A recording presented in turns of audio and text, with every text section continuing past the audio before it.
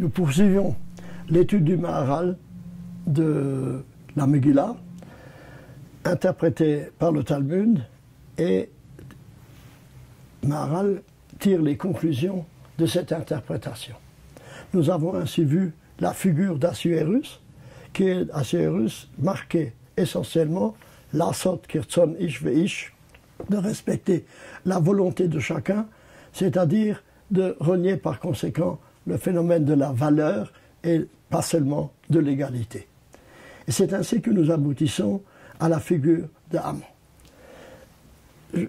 Soulignons par là et disons que si Haman représente véritablement la volonté de destruction du peuple juif, c'est-à-dire qu'il est le rachat, il est le méchant qui veut supprimer effectivement cette vocation particulière du peuple juif qu'il saisit très bien, mais dont il veut absolument la solution finale, la destruction.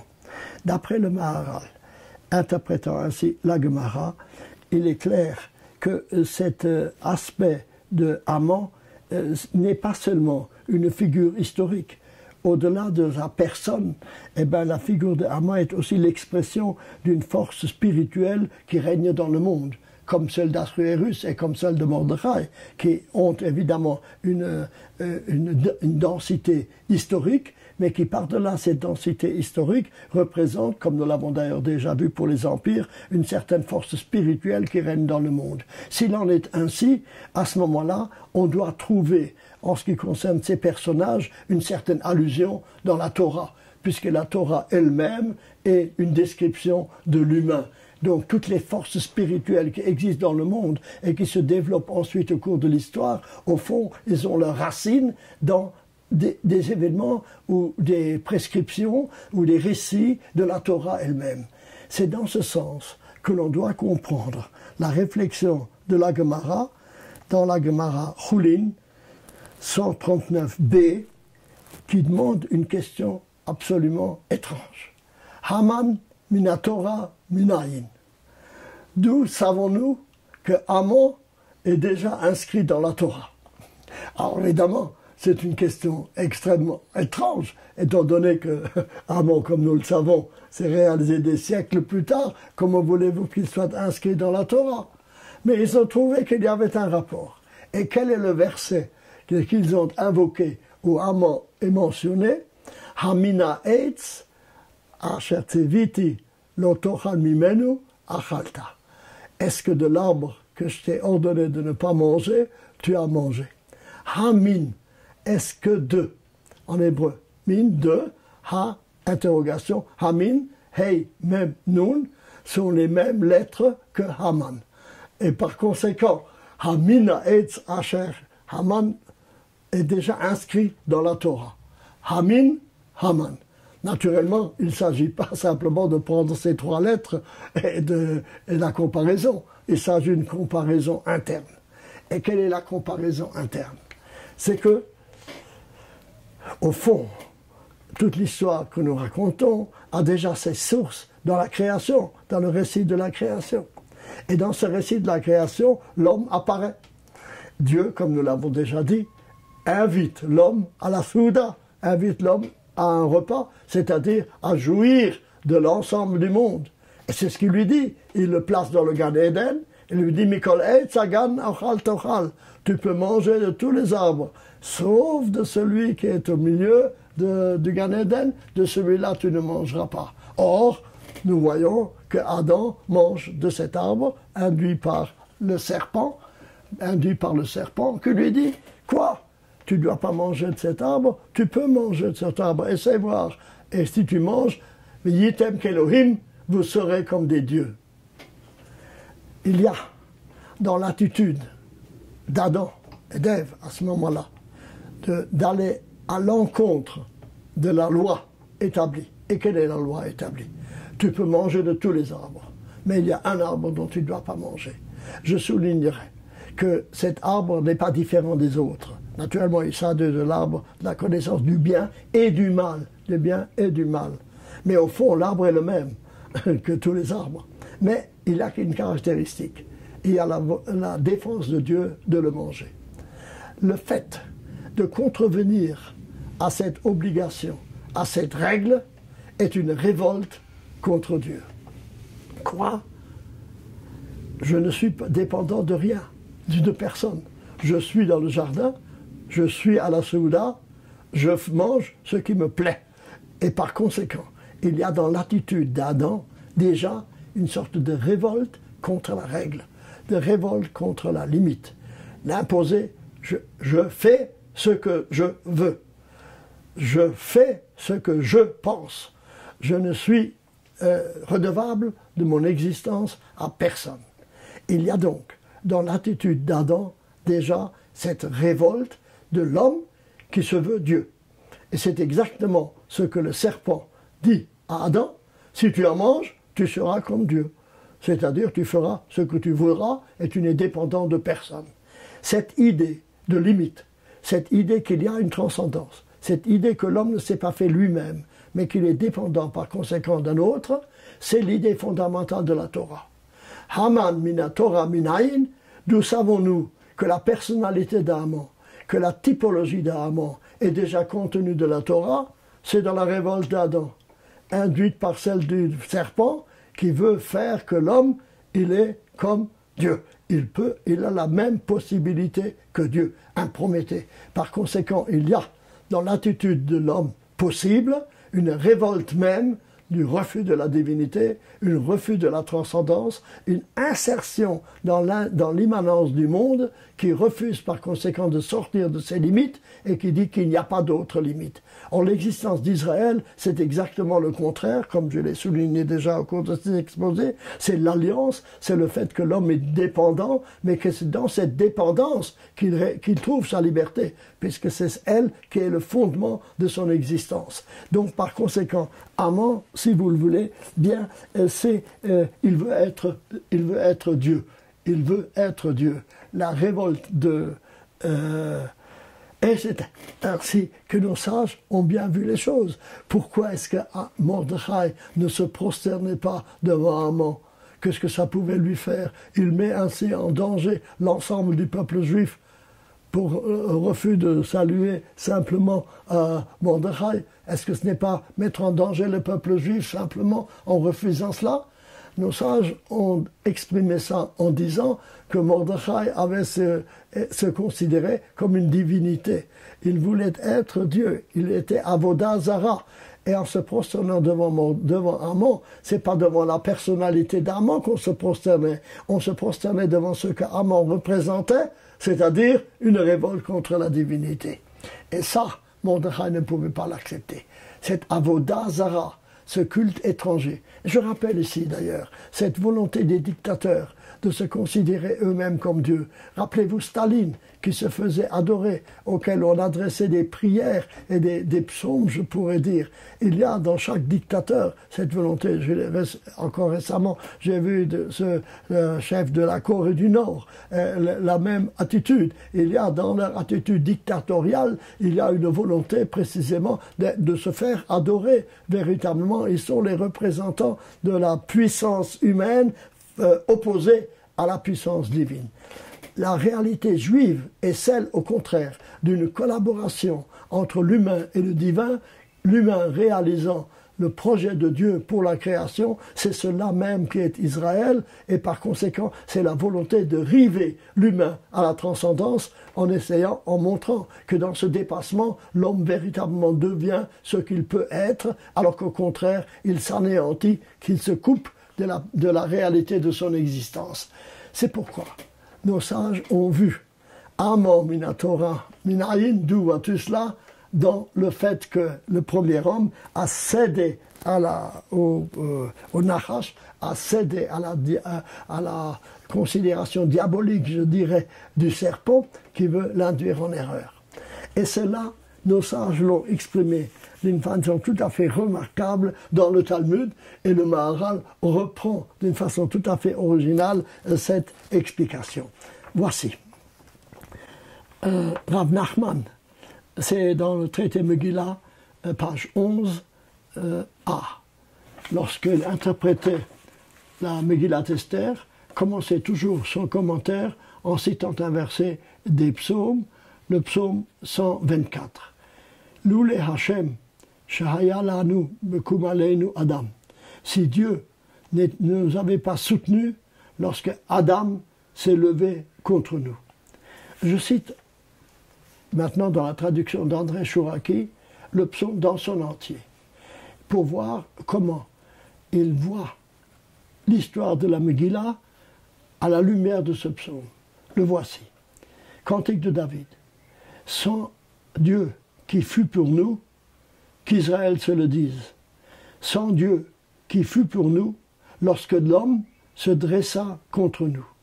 Alors ils nous eussent engloutis vivants, aux flammes de leur fureur contre nous. Alors les eaux nous eussent certes submergés, le torrent eût passé sur nos âmes. Alors eussent passé sur nos âmes les eaux impétueuses. Dieu est béni, qu'il ne nous a pas livrés pour proie de leurs dents. Notre âme, comme un oiseau, s'est enfuie du piège des oiseleurs. Le piège est brisé, nous sommes libres. Notre secours est dans Dieu, le Créateur du ciel et de la terre. Remarquable psaume. Remarquable aussi le verset invoqué pour comprendre la Megillah. Sans Dieu qui fut pour nous, c'est-à-dire qui nous a soutenus, sans Dieu qui fut pour nous, lorsque l'homme se dressa contre nous. Lorsque l'homme se dressa contre nous. Pourquoi donc? Qu'est-ce que cela signifie? Alors, le Maharal explique que, au fond, l'aspiration d'Aman, c'était d'être Dieu. Vous savez qu'il voulait prendre la place d'Assiérus, et par conséquent, il voulait devenir le roi. Mais pas seulement le roi de la Perse, il se considérait comme étant lui-même une divinité. Obéissant cela à l'injonction du serpent, vous serez comme des dieux, en vous opposant à Dieu. Et cela a trouvé son expression dans la volonté de Zeresh, sa femme, qui voulait pendre Mordechai justement sur un arbre, et cet arbre devait avoir 50 coudées, ce qui fait environ 25 mètres. Là, le Maharal s'interroge. Qu'est-ce que c'est que pourquoi est-ce que la Megillah réfère d'une façon si précise cette demande de la femme de Haman? Construit un arbre, fait un arbre, une potence de 5. Pourquoi nous donner toutes ces indications? Parle. Mais non, la Megillah précise. Haman fait une potence qui est 50 coudées. 50 coudées. Pourquoi donc est-ce que le verset met tellement l'accent sur ces 50 coudées?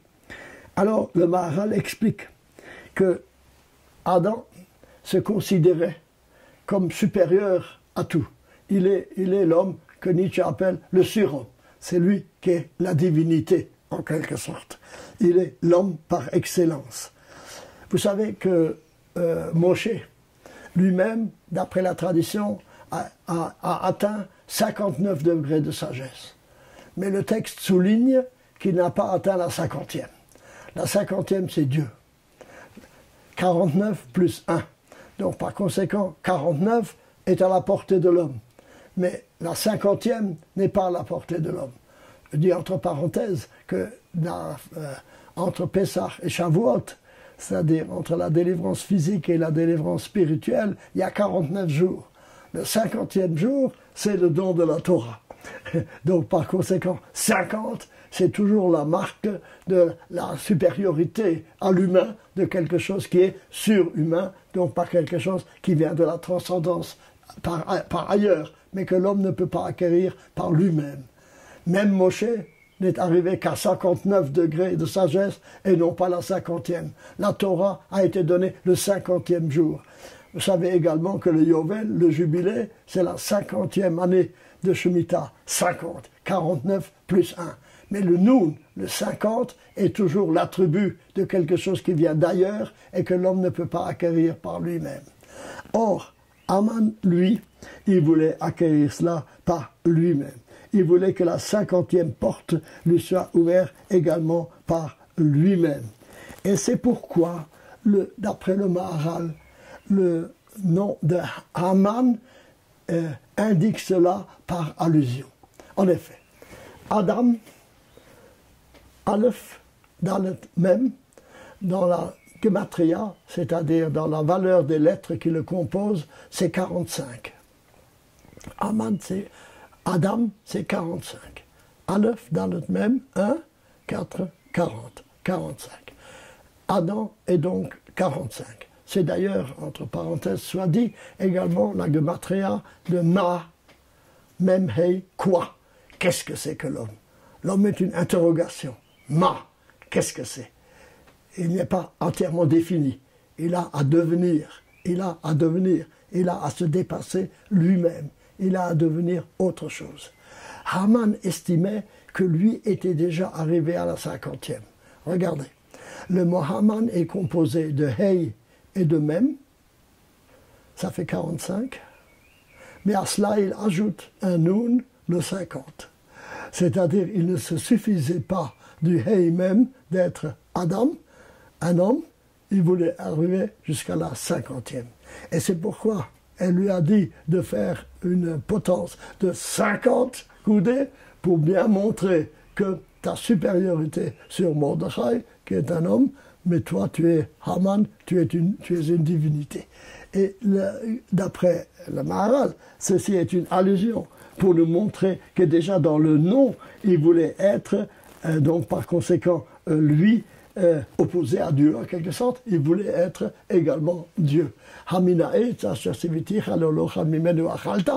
que tu as mangé de l'arbre de la connaissance du bien et du mal? Oui, il en a mangé, il était se révolter, et c'est pourquoi il était le symbole, la typologie dans la Megillah de celui qui veut être s'opposer à Dieu. Au fond, toute la technologie moderne, tout l'effort de l'homme de ne pas limiter son effort, d'aller jusqu'au bout de ses possibilités, c'est de refuser donc de l'arbre qui est au bout, de refuser de se limiter et de ne connaître, je dirais aujourd'hui, qu'une croissance qui n'a pas de limite.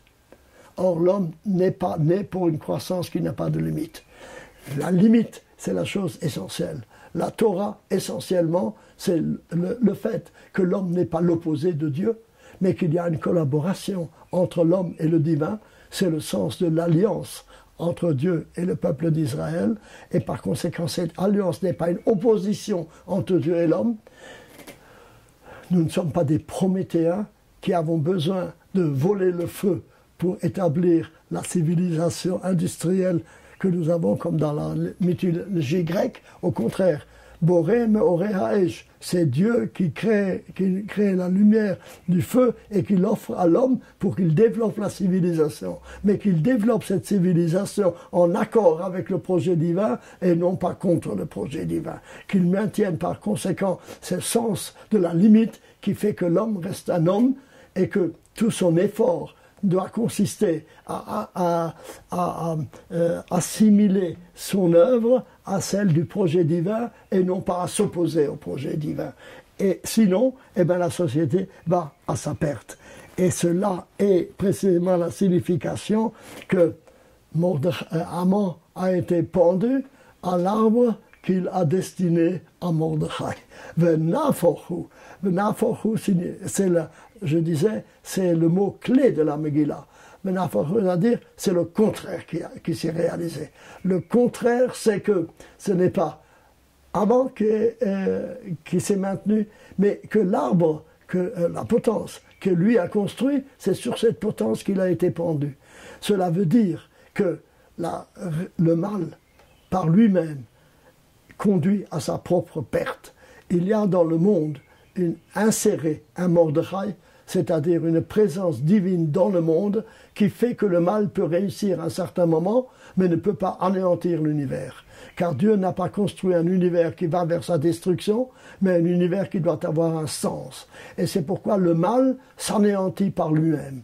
L'affirmation profonde que Haman construit sa potence et que c'est sur potence, lui, il sera construit. Il veut anéantir le peuple juif, il sera anéanti lui-même. C'est-à-dire que finalement, cette destinée du peuple juif au milieu des nations a le sens d'une sorte de thermostat que Dieu introduit dans le monde et qui fait que l'affirmation de la valeur, je dirais la valeur de la vie est supérieure à celle de la destruction, et c'est elle qui finit par s'imposer finalement. C'est notre foi profonde. Et c'est pourquoi le cours précédent que nous avons donné, où le Maharal montre que l'histoire de Purim s'insère dans une vision messianique du monde et que l'ensemble de l'opposition d'Israël et des nations n'est pas une confrontation stérile, mais est une confrontation qui veut parvenir à la création de l'homme réel, c'est-à-dire d'un homme qui accomplit le projet de Dieu et non pas voit dans sa supériorité